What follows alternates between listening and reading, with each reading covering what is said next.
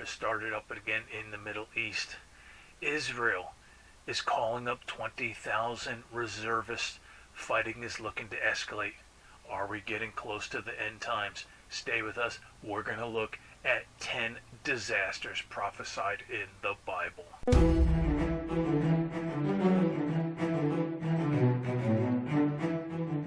Alright, folks, we're going to talk about 10 disasters prophesied in the Bible for the greatest SHTF of all times. Before we do that, please give me a like. Please give me that thumbs up. Subscribe. Share this with a friend. You'd really be helping us out. Let's get this information out. Help others understand the need for preparedness and what to prepare for. Also, if you're one of those people that thinks as a Christian you're going to miss these disasters prophesied in the Bible, I encourage you to get my book. You can get it at our website. The link is down below. The Church Under Siege, where I lay out scripture by scripture by scripture why the church will be going through the tribulation. And if you think you're going to miss it, you could be in for a bad surprise. Find that out. Also, if you're interested in a detailed analysis of end times prophecy, we have got on our Patreon site a series. We've got one video here that we start off, and I'm going to have a link to that at the end of this video, but we carry that series on the Patreon site. So join us on Patreon and get a deeper understanding. All right, let's jump into this. 10 disasters that the Bible prophesies, and we know the Bible has got a really good track record when it comes to these things. So 10 disasters, and some of these kind of overlap. Some of these overlap. So I'm going to give you guys the biblical references so that you can look that up. But I'm going to go through and identify 10 of these. And the first one, 2 separate die-offs. All right, think about what this means for us that are preparedness-minded people. 2 separate die-offs. The first one, the Bible talks about a quarter of the world's population, and then there's the second one. Sometimes people confuse them and they think they're the same thing. They're not the same. The second is another third of the population. So if you take a quarter first and then you take another third, that equals half the population. Let me go ahead and give you that passage. Give me just a moment here. So we are talking Revelation chapter 6. And this is talking about the 4 horsemen. We have all heard about the 4 horsemen. They make movies about these. And this is at the end of the 4 horsemen. We're going to take a look at the each of those horsemen here in just a moment. This is, and power was given to them over the fourth of the earth to kill with sword, with hunger, with death, and by the beast of the earth. And then later on, Revelation 9, chapter 15. So the 4 angels, this is a different event now. The 4 angels who had been prepared for the hour and day and month and year were released to kill a third of mankind. So prophesied 1/4 and then 1/3. Now here's the thing. I've actually had people challenge me on this.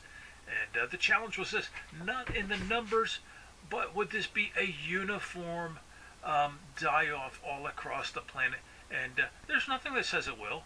And I know this one particular person who challenged me, their mind thought, because they couldn't really get into this preparedness, they couldn't put their mind around a disaster like this at this scope that would impact them. So their thought was that maybe it would hit the third world country, and those of us in the West, we would be preserved. Well, I want to give you guys something to think about. There was a government study that all of us, us preparedness-minded people are very much aware of this. Talks about an EMP. I think it's an EMP. It says in the first year there'll be 90% dead in the United States. So it is very much possible that this would be uneven, but it's also just as much possible that this uneven die-off would hit the West harder than it would hit the third world and developing countries. So it's still, by any stretch of the imagination, very, very significant. All right, 2 separate die-offs. In fact, there is a book, 1 second after, I think it is, that talks about just the normal process of how these disasters work, where there's a couple of 2 separate die-offs. So not something that is, the concept is not something that is foreign to those of us who are preparedness minded. But the Bible calls for 2 separate die-offs. That's number one. Number two, and this actually, for that first die-off, this first one is the factors that lead to the die-off: famines, wars, and plagues. And that's that's the horsemen. And I'm not going to go ahead and read through the whole passage. You can find that Revelation chapter 6, starting at verse 2 and down through 8. So Revelation chapter 6, if you want to read the 4 horsemen. But basically, this describes a period of war and famine and plagues. Now, are they separate? Are they tied together? We look at history of wars, and we see that wars will bring plagues and bring famines. So it could be that there's a war, and the side effects of the war are famines and plagues. But anyway, as preparedness-minded people, these are big things we need to protect ourselves for, things that we need to prepare for. And I know everyone talks about food, and before the COVID, not that many people talked about plagues, but we do need to prepare for plagues and biohazards and things like that. So number 2, famines, wars, and plagues. All right, the third one. This one does have some room for interpretation. So on my notes, I've got question marks here. So big. Now, there's going to be a big, huge earthquake or several of those. That's really clear. But let's talk about things that cause that. All right, so earthquakes, meteors, nukes. That is the third thing. I am going to read this because the language here, like I said, it leaves a little room for wiggle room for interpretation. And this is John writing. And I looked, and he opened the 6th seal, and behold, there was a great earthquake, and the sun became black as sackcloth of hair. The moon became like blood, and the stars of heaven fell to the earth, as a fig tree drops its late figs, shaken by a mighty wind. Then the sky receded as a scroll. I think of the videos of nuclear bombs when I see that. It's not necessarily the case, but that's what I think of. And the sky receded like a scroll when it is rolled up, and every mountain and island was moved out of its place, and the kings of the earth, and great men and rich men, the commanders, mighty men, every slave, every free man, hid themselves in the caves, in the mountains of the rocks, and said to the mountains and rocks, fall on us, hide us from the face of him who is to come. So, what we see here is big earthquakes. We see things, it says stars from falling to there's things falling from the sky to the earth. Could be a meteor shower, a really huge one. Could be nuclear missiles falling. That would look like a star. So I'm not going to peg for sure that's what that is, but it's very interesting when we read that language in our modern understanding. That imagery very well could refer to nukes, and yes, people hiding in the caves to protect from fallout and all that. Yeah, absolutely. That is something that we should keep in our mind as preparedness-minded people, whether it's meteors, whether it is nukes, big potential disaster. And all right, next one. This really gets to those of us who, people like me, really rely on homesteading and being able to produce my own food. The fourth item here, 1/3 of the trees and grass are burned up. All right, and grass, does that include wheat and all that? It could be, but 1/3 of the grass. So that's basically what the passage says, Revelation chapter 8, verse 7. And 1/3 of the trees are burned up, and I said 1/3 of the grass. All green grass was burned up. I mean, think about our preparedness efforts, and you graze livestock out there. Now there's no grass. This is going to be a disaster that's going to lead to more hunger, more starvation. So this is big. This is big, and could impact our ability to survive. The next one, same basic passage. But I separated this one because I've heard of a number of people. I'm just going to get on a boat and float around, and I will survive everything that way. The next one, 1/3 of the sea turned to blood, 1/3 of the sea creatures killed, 1/3 of the ships destroyed.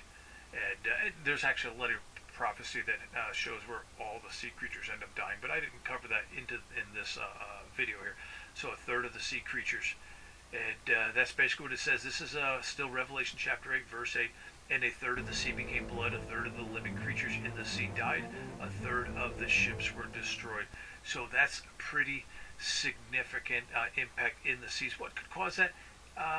From my perspective, it really doesn't matter what could cause it. It's good speculation. I believe that the Bible is just rock solid true, and if it says that that's going to happen, it's going to happen. And yes, there's wiggle room in identifying what could cause that. Could that be nukes on a bunch of ports? And I don't know. I don't know. But certainly something to think about. How many people on this planet rely on fish from the sea to live? I would say probably a significant proportion. All right, well, we're not done. We're not done with those type of disasters. This is disaster number 6. All right, disaster number 6, a third of the drinking water made bitter. All right. It says, and then the third angel sounded, a great star fell from heaven, burning like a torch, fell on a third of the rivers and on the springs. We're talking drinking water here, drinking water.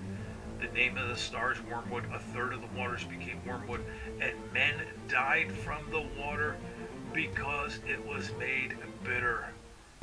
And again, I think just because of my background on safety, I think nuclear contamination is what I think. It could be something different. I'm always going to leave room when I throw in my interpretation. I'm going to leave room that it could be a little different. But I think nuclear contamination is something that would make that water bitter, and the drinking water would kill people. But certainly something that, as preparedness-minded people, we need to be able to take care of our water. We need to be able to filter and clear and process water to make sure that we have got good drinking water. But that is another plague. So one more, and then I'm going to recap, and then we're going to hit a different category of disasters. And these are going to be these last three. There are going to be a lot of people like, I knew it, and you'd be right. But I'm going to hit this one other, because these first bunches are tied together. The sun, the moon, and stars darkened. So let's go ahead and read this. Then the fourth angel sounded, and a third of the sun was struck, a third of the moon, a third of the stars, so a third of them were darkened, and a third of the day did not shine, likewise the night. I'm imagining a bunch of soot in the sky. But think about this. Your system depends on solar power, and you lose a third of the sun. Not good. Not good. You got crops in the field, and now the sun's not shining. Not good. Okay, so that is a huge, huge disaster. Let me recap these. So we got a couple of different die-offs, and the rest of these tie into these two different die-offs. But these die-offs combined are going to kill a half of the world's population. They include famines, war, plagues, earthquakes, could be from meteors, and nukes could be involved with it. These are going to lead to a third of the trees being burned up, a third of the sea being turned to blood, a third of the sea creatures killed, a third of the ships being destroyed, drinking water, a third of it made undrinkable, and then the light from the sun being diminished by a third. So these are pretty significant disasters. These are all these are all natural type disasters, and natural disasters do impact us could impact us as preparedness-minded people. So if we are here, and like I said, I've got a video that talks about the signs. There's so many people with opinions, but I've got a video that is linked at the end where I will explain what to look for, why to look for certain things as far as signs that we are entering this. I've met people who say we're already in this period of time. We are not in this period of time. If you think that we're in the worst time ever, you've got no understanding of history. We are in no way in the worst time ever. Trust me, things could get a whole lot worse. Things have been a whole lot worse. All right, but I do have that video at the end of this. We got 3 more things coming, 3 more, so hang with me. 3 more things. But I do have that video that'll explain the signs that we're going to enter these times. All right, the next three. So the next three, we're entering to a different type of disaster. The next one, this is item number 8, global government. All right, and the global government, this again, I'm not going to read like the entire passage, but the head of this global government is going to be the Antichrist, the devil incarnate. This guy is not a good guy. All right, and short passage. And authority. This is Revelation 13, verse 7. And authority was given to him over every tribe, tongue, and nation. That's a global government. One guy was appointed to lead the entire earth. Every tribe, every tongue, every nation. Okay, this is going to go in a bad direction very quick. So one of the things this person does is they implement, and we're going to see this is used for control. This is a big control mechanism, but global currency. That's number 9, global currency, and Revelation 13. And this is a famous passage. We all know this passage or parts of it. All right. He causes all, both great and small, rich and poor, free and slave, to receive a mark on the right hand or on their forehead, and that no one may buy or sell except he who has the mark or the name of the beast or the number of his name, and that number they say is 666. So here's the thing. You can't buy or sell without this mark, and I call it a currency because if you can't buy or sell without it, that's close enough to a currency. Could it be a social credit? It could be a bunch of things, but it's tied to buying and selling, very clearly tied to buying and selling. So we're going to call this a global currency. And notice, I want you guys to notice. So on one hand, you've got the authority given to this person. One of the first things that is done that by this person is they implement this currency, and then they say, if you're not with me, if you don't receive this mark, if you're going to resist, you can't buy or sell.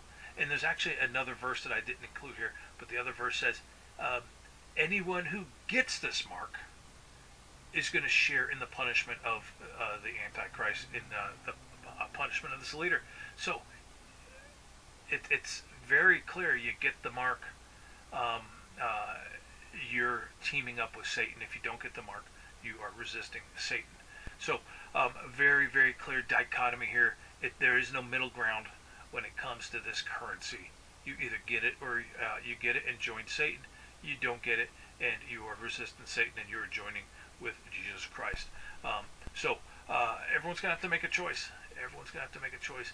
But definitely a control mechanism here that is implemented almost immediately. All right.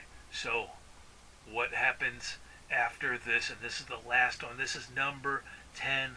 And this is kind of leading to what I was talking about. And that means that this global government with the global currency is weeding out people. So this person is going to use the force of the government. Hold on, wait for it. Going to use the force of the government, all the legal, all the military, the police, the technical, and all that, to make war on non-compliance. All right, make war on Christians and non-compliance. Let's go ahead and take a look at that. That is coming. It says, and the dragon talking about Satan, and the dragon was enraged with the woman and went to make war with the rest of her offspring who keep the commandments of God and have the testimony of Jesus Christ. So talking about the believers. And it goes on another passage, and it was granted to him to make war with the saints and to overcome them. And so what he's doing is those people who are not in compliant, and those who are not in compliance are going to be enemies. And we see in another passage that we see that dichotomy. Like I said, you get the mark, you get the currency, or you don't get the currency. And I know there's going to be people out there. Well, God would not want me to suffer. Would not want my children to go without food. And there's going to be a lot of that. There's going to be a lot of that, and we actually discuss in depth the effects, the implications. That's the word I'm looking for. The implications. We discuss that in the videos, in our video series on Patreon. But we have these 10 disasters tied to Revelation that I think is coming soon. We've got more fighting starting in Israel, and we've got people talking about a possible peace that allows Israel to build a temple. This is going to be a key thing. And but the 10, we got the die-offs, we got the famines, wars, plagues, earthquakes, meteors, nukes, possibly a third of trees, sea, drinking water, and the sun disappearing. We got a global government coming. They're going to implement a global currency, and that global government is going to make war on Christians and anyone who does not comply with their mandates. All right, check out this video that explains why Christians will go through the Great Tribulation, the greatest SHTF of all times. All right, so you're going to get a lot out of this, and share this, and click that like, and all right, I'll see you guys on my Patreon channel.